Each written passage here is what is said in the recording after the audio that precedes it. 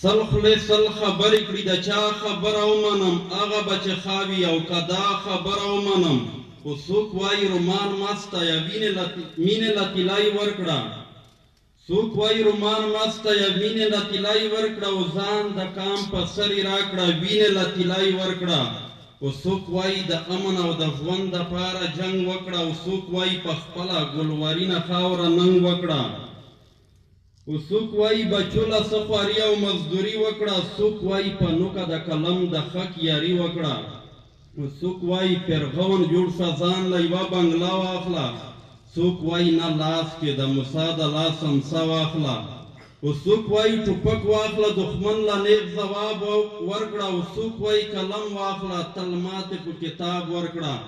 او څوک وایي چې بد نفته که تا چیرې ښه ونه کړل او څوک وایي چې ښه نفته که تا چیرې څه ونه کړل او یو موسي خوله زړه چې اوس د چا په خوله باور وکړم یو موسي خوله زړه چې اوس د چا په خوله باور وکړم چا له غاړه ورکړم او له چا ځنې خطر وکړم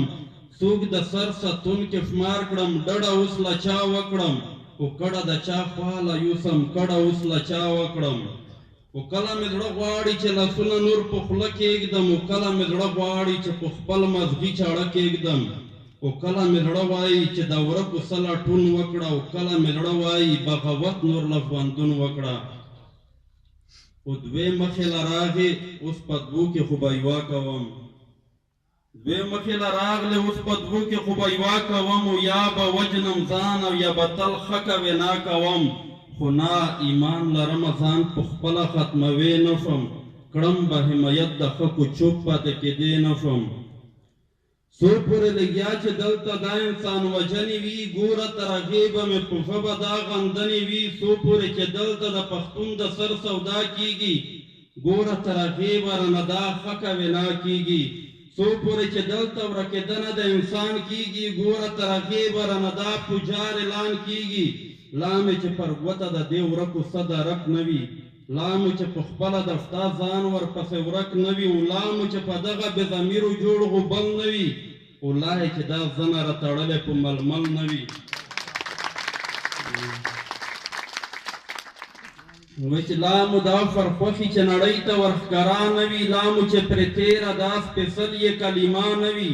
لا مو چې جوړ کړی د باطل په چم کې ویر نه وي لا مو چې راویښ د بې ضمیرو دا ضمیر نه وي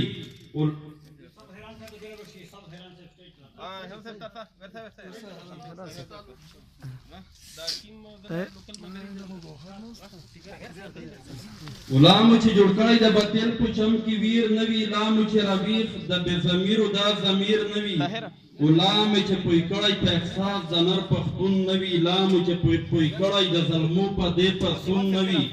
ګوره تر هغې به دا د ویر قلم کلار نه کړم څو چې دا بې لارې راستنه په سمه لار نه کړم خو ځکه چې اوس هغه بن خولګۍ مې خلاصه کړې ده هغه د چا ویره مې له زړه بیخي ایستلې ده اوس خو د خپل حق غوښتنه ښه په جار کولی شم اوس د هر ظالم ګریوان ته لاس ورغځولی شم چې اوس د هر مظلوم د یوې اوښکې حساب کړی شم اوس د هر ظالم د سوال په نره ځواب کړی شم اوس خو مې د ویرې بوتان ټول راغورځولي دي اوس خو مې د وخت واکداران ټول په لړزان کړي دي اوس خو مې دا منصوبه زده کړه پرې خبرې کړم اوس خپلې غوښتنې له هر چا ښې زورورې کړم اوس خو مې قتله خاموشي په اور سېځلې ده اوس خو مې بېخیسه بېخسي په اور سېځلې ده اوس په فلسفه د بچه خان بابا پوه شوی یم اوس خو په پښتو کې په پسته لهجه صرفوی یم چې ځکه قتلان مې اوس تر پوزې وروستلي دي او خپل کړي جرمونه مې په نره پرې منلي دي